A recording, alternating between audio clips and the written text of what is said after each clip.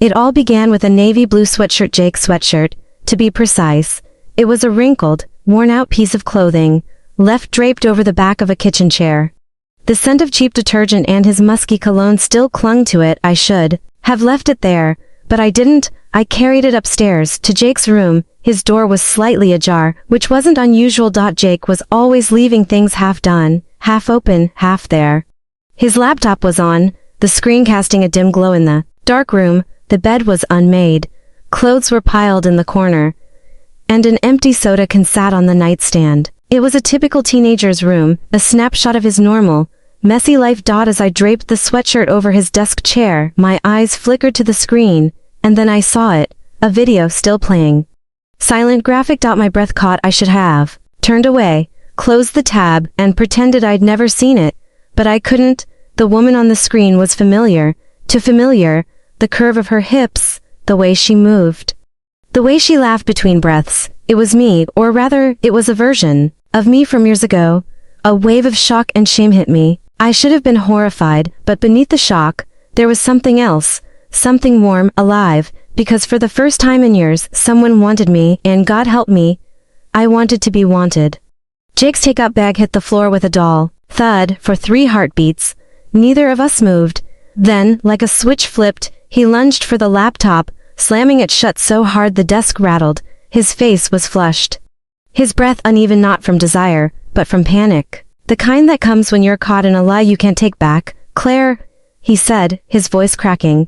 He never called me mom, not once in 7 years. It's not what you think.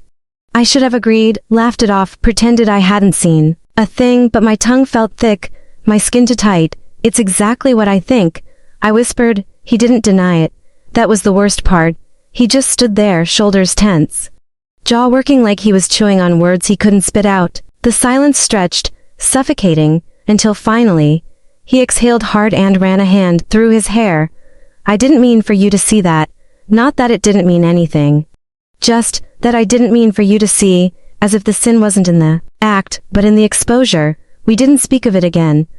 Not when Greg came home smelling like someone else's perfume. Not when Jake started lingering in the kitchen after dinner, his eyes flickering to my hands when I washed dishes. The way my sweater stretched across my shoulders. Not even when I caught him looking at me in the hallway mirror, not like a stepson, but like a man. It was a game, a terrible, thrilling game, and I was playing too. I wore my hair down more often, left an extra button undone on my blouse. Let my robe accidentally slip open when I passed his room at night. I told myself it was harmless, that I was just reclaiming my confidence. But the truth was, I liked the way his gaze burned.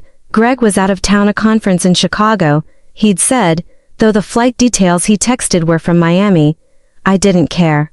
I poured myself a glass of wine, turned up the music, and let myself feel the silk of my nightgown, the weight of my own breath, the ache of being wanted after so long of being ignored. Then, the bathroom door opened. Jake stood there, steam curling around him, a towel slung low, water dripping from his hair down his chest, and for one reckless, dizzying second, I let myself look. Our eyes met. And then he crossed the room in 3 strides. His hands were shaking when they cupped my face. Tell me to stop, he breathed. I should have. God knows I should have. But I didn't pull away. I leaned in. The sunlight felt like an accusation. I woke to an empty bed. The sheets still tangled from the night before. My lips were slightly swollen, my body humming with guilt. The house was silent. Too silent. No footsteps. No coffee brewing. No Jake whistling in the shower like he usually did. I found a note on the nightstand, folded once, with my name scrolled in Jake's messy handwriting. We need to talk, but not here. No, I'm sorry. No, this was a mistake. 5 words that sent a cold trickle down my spine. Greg came home that evening, his suitcase rolling behind him. His tie already loosened. He smelled like airplane air and someone else's perfume. How was Chicago? I asked, my voice steady. Boring. Just meetings, he replied, avoiding my eyes. I could have laughed. We were both lying. His were old and familiar. Mine were fresh, raw, and tasted like bile in the back of my throat. Jake started avoiding me. Not obviously. Just little things. He left for work earlier. Came home later. Stopped lingering in the kitchen after dinner. When we did cross paths, his gaze skittered away from mine. His jaw tight, It should have been a relief. Instead, it felt like rejection. Then one night, I heard it, the sound of retching from the bathroom. I pushed the door open without thinking and found Jake hunched over the toilet, his face pale.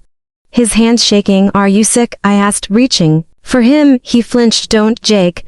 I can't do this, he muttered, wiping his mouth. Can't do what? I asked, but he didn't answer. He ran a hand through his hair, his breath coming too fast. I can't look at you anymore. Every time he talks to me, I feel like I'm going to puke. Then move out, I said, the words slipping out before I could stop them. He froze. What? He asked, his eyes wide. You're 22. You have a job.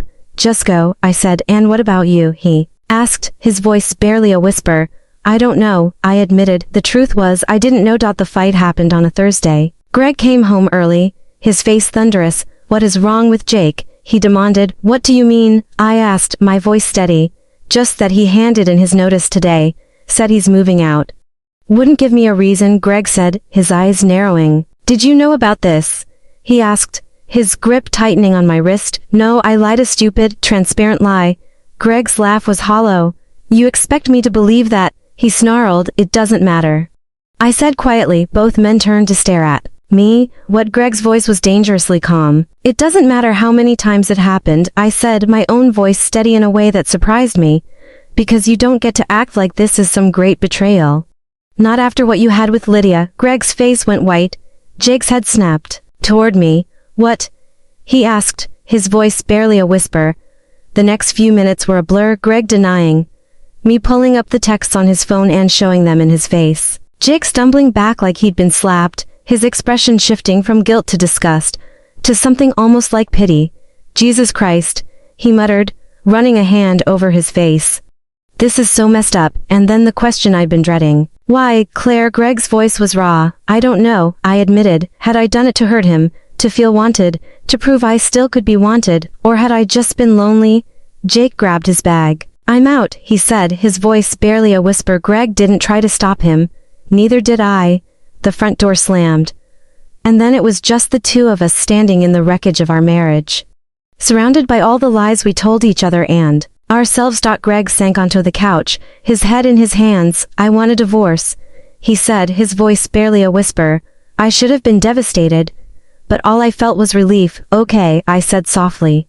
He looked up, startled. That's it, just okay, I nodded. We should have done this years ago. I found Jake's laptop still sitting on his bare mattress. For a long moment, I just stared at it, then slowly, I opened it. The browser was still there, the history still there, and suddenly, I understood. This wasn't about a video, it wasn't even about me. It was about a boy who'd spent his whole life watching his father destroy everything he touched. And a woman who'd let him use her to finally break free. I closed the laptop. And for the first time in years, I cried. The lawyer's office smelled like lemon cleaner and regret. Greg signed the papers without looking at me, his pen scratching against the page like it personally offended him. His wedding ring was already gone, probably in a pawn shop or at the bottom of a river. I wouldn't know. We hadn't spoken in weeks. The lawyer, a woman in her 50s with kind eyes and a no-nonsense bun, slid the documents toward me. Last page. She said softly, Mrs. Howell. I hesitated. Not because I wanted to stay, but because I didn't know who I'd be when I stopped being Mrs. Howell.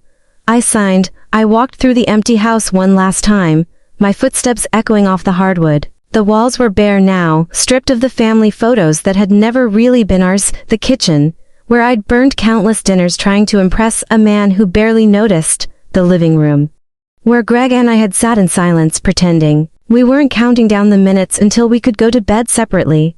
And Jake's room. I stood in the doorway, staring at the indentations in the carpet where his bed had been.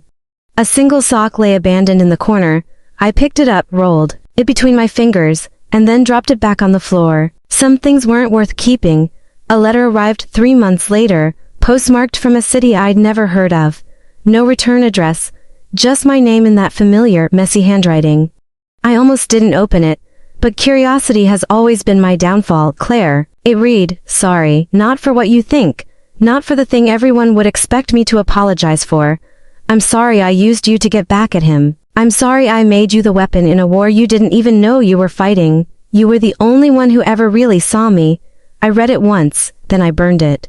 I caught my reflection in a department store window 6 months after the divorce. My hair was shorter now, my clothes different, softer, looser. A woman I barely recognized stared back at me, and for the first time in years, I didn't hate what I saw. Greg rang on a Tuesday. "Jake's getting married," he said without preamble. I didn't ask how he got my new number. Didn't ask why he was telling me. Just let the silence stretch between us, heavy with all the things we'd never say. "Are you goin'?" I finally asked. "No."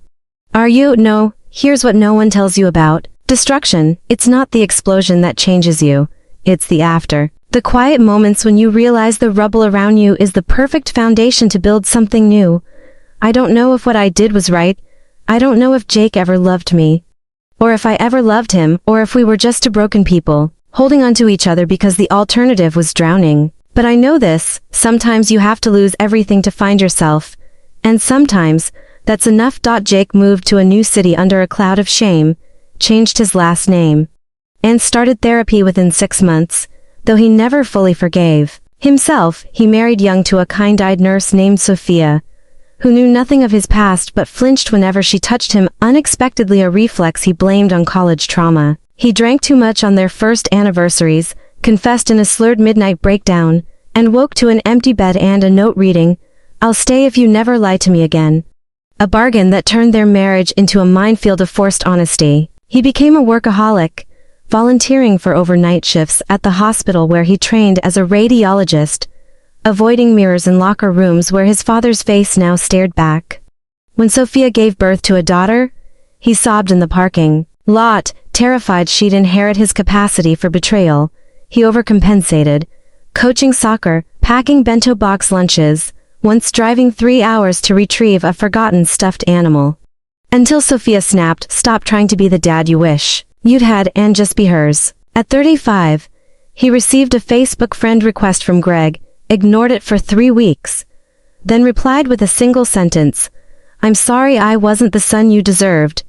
They met once at a diner, spoke of baseball and weather, and never mentioned Claire. When his daughter brought home a boyfriend with greasy hair and a smirk, Jake grilled him for 2 hours until the kid bolted, then sat alone in the garage and wondered if this was how Greg had felt. At 45, he developed a tremor in his left hand, a benign condition the neurologist said was stress-related. He took up woodworking, built a crib for his first grandchild, and sanded the edges twice to avoid splinters. When Sophia was diagnosed with breast cancer, he sold the Harley he'd bought for his midlife crisis to pay for treatment, held her hand through chemo, and finally understood what love was supposed to cost. On the day she rang the remission bell, he kissed her forehead and whispered, "Thank you for not giving up on me." A plea he'd carried for decades. He retired at 60, moved to a lakeside cabin, and took up painting watercolors of the ducks at sunset, always with a shadowy figure in the distance facing away. When a neighbor asked about it, he joked, "Ghosts sell better than trees." He outlived Greg by 11 years but didn't attend the funeral, sending flowers anonymously. At 70, he found his dog, Buddy, dead in the dog bed, buried him under the willow tree, and sobbed for 3 hours, grief he'd banked since boyhood. His daughter found him there at dusk, helped him inside, and asked, "Who were you before us, Dad?" He patted her hand and said, "Someone who didn't know how lucky he was." The closest he'd ever come to the truth, the last thing he ever wrote, was a letter to Claire, left unsent in his desk drawer. "I hope you were happy. I'm sorry I couldn't be part of it." He died in his sleep at 78. His obituary called him a devoted family man with no surviving immediate family. A final erasure he'd have appreciated. At the memorial, Sophia placed a single photo on the altar: 23-year-old Jake, grinning on their wedding day, his eyes already old, and told their grandchildren he loved deeply, just quietly. The lake house sold to a young couple who painted over his watercolor stain, hung hummingbird feeders where he'd watched for ghosts, and never wondered about the shallow depression under the willow tree. This story doesn't have a clean ending, because real life rarely does. Did Claire ever find love again, or did she choose solitude? Did Greg ever apologize, or did he die bitter and alone? I could tell you, but the truth is, I don't know, and that's where you come in. What would you have done if you were Claire? Would you have resisted temptation from the beginning? Would you have confessed to Greg immediately after the first incident? Or would you, like so many of us, have clung to that fleeting feeling of being wanted, no matter the cost? Comment below with your choice. I would have shut the laptop and never looked back. I would have done the same. Loneliness is powerful stuff. I would have confronted Greg about his affair first. Who was the real villain? Was it Greg, for neglecting his wife and setting a toxic example for his son? Jake, for crossing a line that should never be crossed? Claire, for allowing her vulnerability to destroy multiple lives, or society? Could this happen to anyone? We like to think we'd never make these choices. Have you ever stayed in a loveless marriage because it was easier than leaving? Have you ever mistaken attention for love? Have you ever been so lonely you convinced yourself a bad idea was your only option? If this story made you uncomfortable, why? Tell me below. The most honest comment will get pinned. Share your voice. This isn't just Claire's story, it's a warning about the cost of emotional neglect. A mirror for anyone who's ever felt invisible. Your experiences could help someone else feel less alone.